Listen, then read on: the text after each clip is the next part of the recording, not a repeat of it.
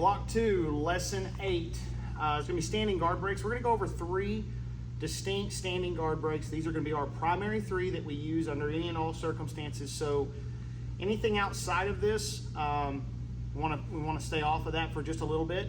The first one we're going to go over is going to be the renzo break.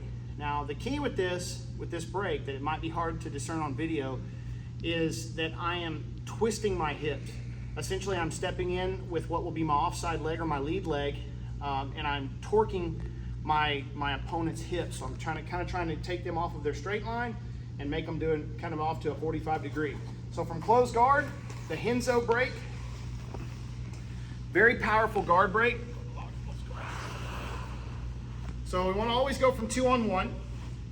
Now we're going to grab a handful of the gi and we're going to punch them right in the femoral artery. Okay, so we're going to grab a handful and we're going to punch. Don't just have them put the hand, now that's no gi. For here we're going to go handful, punch, digging the hand down into the femoral artery. Now the first thing that we're going to do is we're going to rock to the side and we're going to stand up. I don't want them going up over the top for obvious reasons, because this creates a bad angle where you can actually be pulled down. So have them widen the knee out, first step, punch, widen the knee out. Now they should feel really, really solid on this side. Widen the knee out so that their hip is all the way on the mat. We've got to make sure that our opponent's hip is all the way down. A lot of times we'll see they leave their hip up like this and they try to stand up. Well, my opponent's hip is clean up off the ground by that far. So I'm going to open their hip up, lock my arm down, and I'm going to stand up like this. If they stay locked, great, fine. Then we're going to stand up and then I'm going to start twisting my knee toward trying to go knee on belly. Very hard to maintain the guard. So here, offside, now I walk up and I start to twist and that guard just pops open. Okay. Guard break 2. Standing 2 on 1, probably the most effective one that we will be able to teach for most of our kids and our youth and our adults. Same posture, okay? I'm high-low. What I want to do is they're going to be grabbing various things. If they grab a sleeve, we want to go to 2 on 1 where we can pin it down to their chest. Okay, I'm okay with pinning it with forearm at first, but eventually we're going to need to pull this sleeve up to our chin. Okay, so from here I don't have a problem standing up essentially off of their forearm is what I'm doing. Huh? What about no-gi? No-gi, same thing. We're going to go here. We're just going to C-clamp when we break it. So we're doubling down on the forearm right here, putting all of our weight into pinning it onto their chest. I'm going to walk my way up. If their guard breaks, fantastic. If it doesn't, we're going to grab the sleeve right here, deep squat. We're going to pull until it breaks. Once it breaks, we're going to settle on into our knee cut position and finish from there. So here, 2 on 1. If we can trap this hand at any given time, circling over the top of it, trap, stand up off of the forearm. Once we get stood up, we do not want to give them this hand back. We give them this hand back, a lot of times we finally get that double undersweep. We don't want that dummy sweep to hit us. One leg, blade it off. Now, we're going to go from here.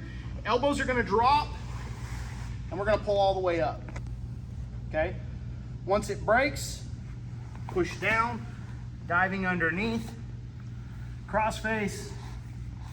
Let's go ahead and let's finish. All right? Coach Apple's going to demonstrate the can opener guard break.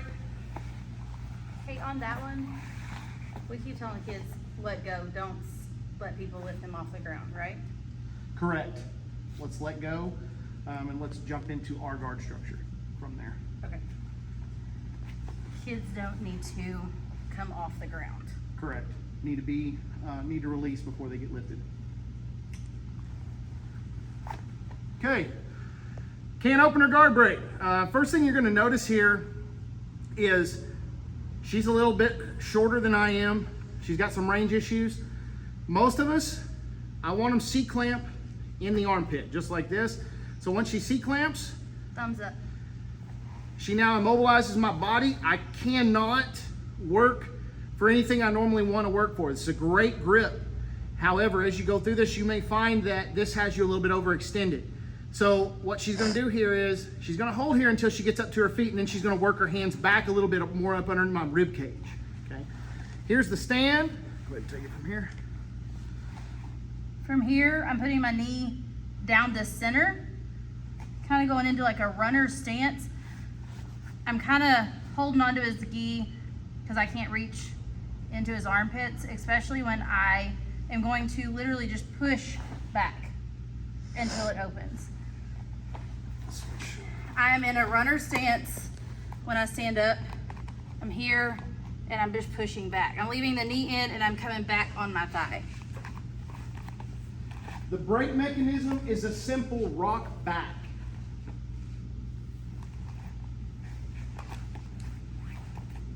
Knee is in the center, this foot comes back, leave the knee in the center, and push back.